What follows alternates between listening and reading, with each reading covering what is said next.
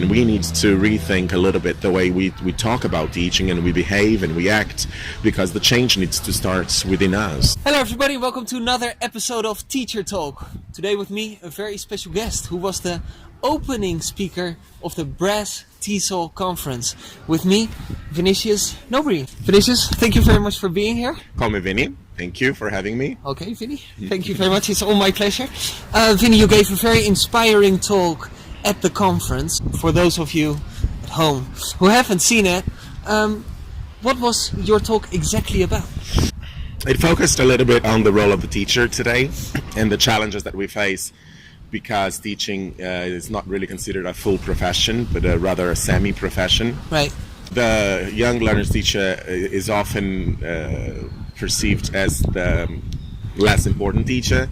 So when you're new and in the career, you have to teach young learners.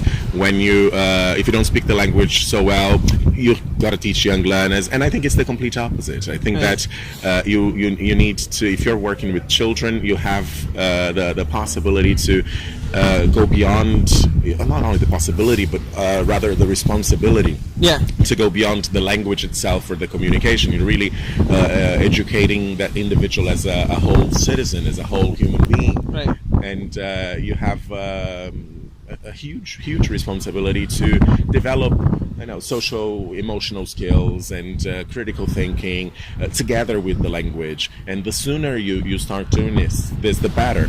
So you really need qualified teachers to work with young learners, which unfortunately, at least in Brazil, is not necessarily what happens. Oftentimes institutions and organizations assume that because you're working with young learners, you don't need to be so qualified or so experienced, which I think is quite a crime. Oh, definitely. Before looking at where we want to go to, how do you think we got to where we are right now? I think that it's a cultural, social, historical issue. Donald Freeman talks about the accident of a profession, right? English language teaching is a fairly new science, let's say, that has been drinking from different fonts, different sources, and I think that we suffer a little bit from the stigma that teachers overall have been facing, maximized by the fact that we teach a very transparent subject matter, which is a language. Right. So you can easily assess if somebody knows it or not. So how do you assess what a good English teacher is? How, if you speak the language, maybe you can just take for granted that you can pass it on. So historically, I think that we have been looking at English language teaching as something less professional, something less serious. So I think that this is why we got where we are today. We've talked now about the past, the present situation. Where would you like this situation to go to? I would really like to see the teacher and the students be the center of our discussions. Right. I think that a lot of energy has been spent towards the resources or technology, course books, methodologies or approaches that sometimes are created so that we make up for some gaps in competences that teachers may present. And I really think that we're doing nobody any good by investing in the tools and not investing in the people who will use these tools.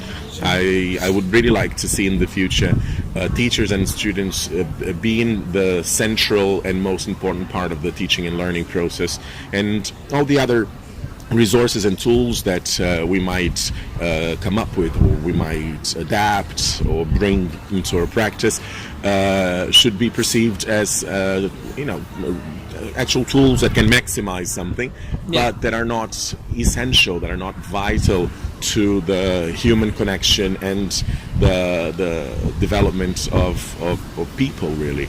Sure.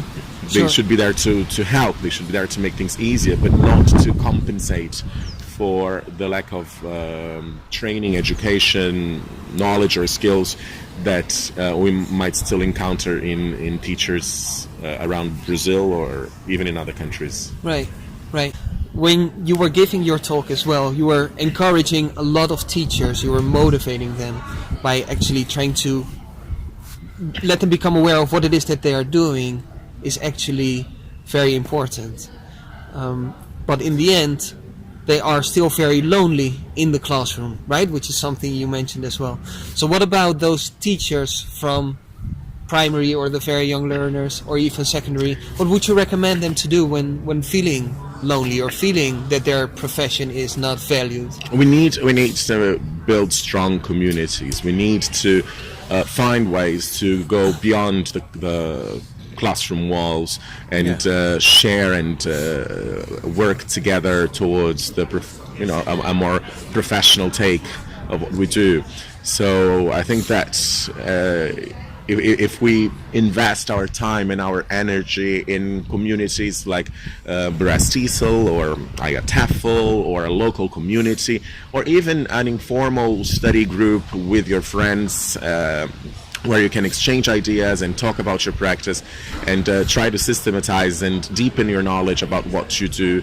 I think that this is a very good first step towards a stronger sense of belonging. I would like to thank Vinny very much for this wonderful interview. In order to deepen your knowledge on your practice, what I would recommend you to do is to attend the webinar series. Now, the webinar series is a collaboration of YLTSIG, Young Learner and Teen SIG, and the Creativity Group.